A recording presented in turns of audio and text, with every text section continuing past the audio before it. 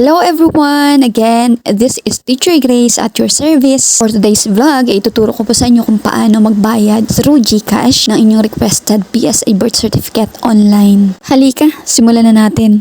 Doon nga po pala sa email address na ibinigay nyo po doon sa information ninyo, may darating po doon na message na nagsasabi na we'd like to let you know that you may now pay your order. Ayan, pwede nyo na daw pong bayaran ang inyong order, which is yung birth certificate nga po online. Sa baba niyan may nakalagay pong pay now na nakakulay green. Tapos sa baba po noon is may reference number, which is yun po yung reference number na ibinigay sa inyo ng PSA. Naka-indicate din po dyan yung type of document, which is birth certificate, kung ilang copy, amount to be paid, status, and mode of delivery. At sa bandang ibaba po nun ay muli may notice si PSA. Basahin nyo na lamang po para makapagbayad na is click nyo lang po yung pay now. Didiretso kayo sa Chrome. Ganyan po lalabas. And now you can choose your payment options. Yun nga po yung itinuturo ko ngayon is through GCash. Pindutin nyo lamang po yung kulay blue sa taas, yung GCash ang nakalagay. Then click mo po yung pay using GCash. And there you go.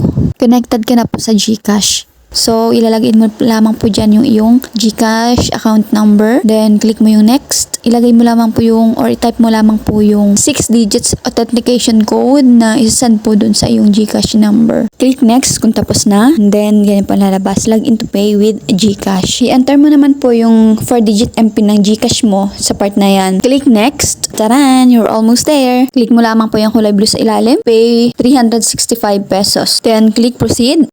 And that's it. Your GCash payment was successful. Pag ganyan po ang lumabas, ibig sabihin nakapagbayad na po kayo. At sa ilalim niyan, may mababasa kayong show delivery reminders. Pwede nyo pong open yan at basahin nyo na lang po yung mga nakalagay dyan. Then, sunod naman is order another certificate. Yan po ay kung gusto nyo pa ulit umorder ng panibagong certificate. Pwede nyo rin po check ang status ng inyong order. Pumunta lamang po kayo sa menu. May nakalagay dyang order now. Check status. I-click nyo lang po yun. Then, yan po ang lalabas. Where's my PSA certificate? Itatype mo lamang po yung reference number ng iyong order. Then, i-click mo lang po yung kulay green sa kanang bahagi, yung check status.